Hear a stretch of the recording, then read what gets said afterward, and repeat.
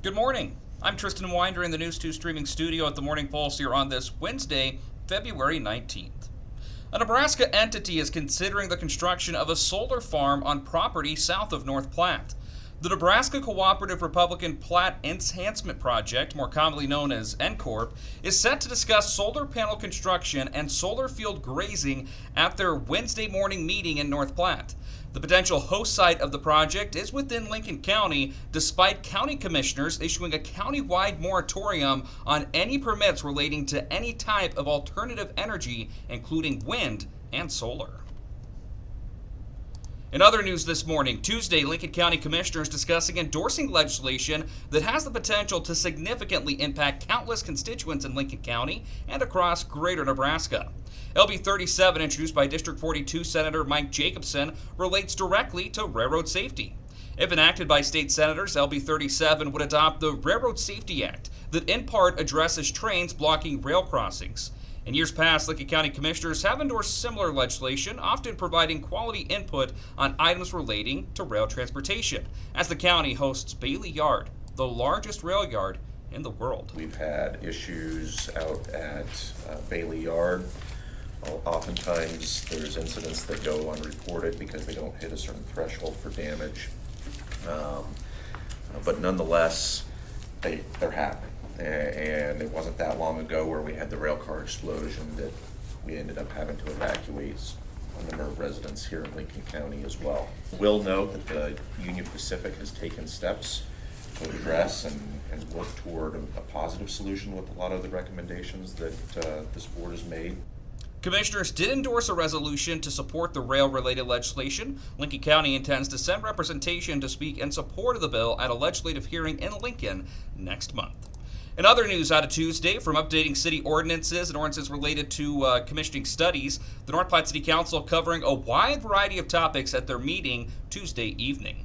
The council also taking time discussing dedicating time and resources to addressing updating bathrooms at Billwood Field and a potential storage facility on the North Platte Baseball Complex. Here's what North Platte Mayor Brandon Kelleher had to say. The Legion Baseball organization is, I think, hoping the city will be willing to partner in reconstructing the bathroom structure that is at Billwood Field. If you've been in the bathrooms in Billwood Field in the last year or two, you know that it probably is definitely in need of some improvement.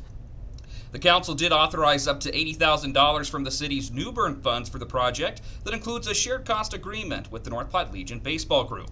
And other action items out of Tuesday evening City Council meeting, an amended ordinance was passed on its first reading relating to snow removal on sidewalks within city limits, also awarding a contract for a blight study in the city of North Platte's north and east sides that would potentially pave way for additional development and additional developmental tools like tax increment financing and micro-tax increment financing as well, more commonly known, of course, as TIF and micro-TIF. And in statewide news, in the unicameral, it'll be taking center stage as legislative session goes on, the battle to vote through bills that will balance the budget. Governor Pillen's plan went before committee yesterday, and many lawmakers and lobbyists alike saying that it'll be a bumpy road, with the project almost $500 million budget deficit to close.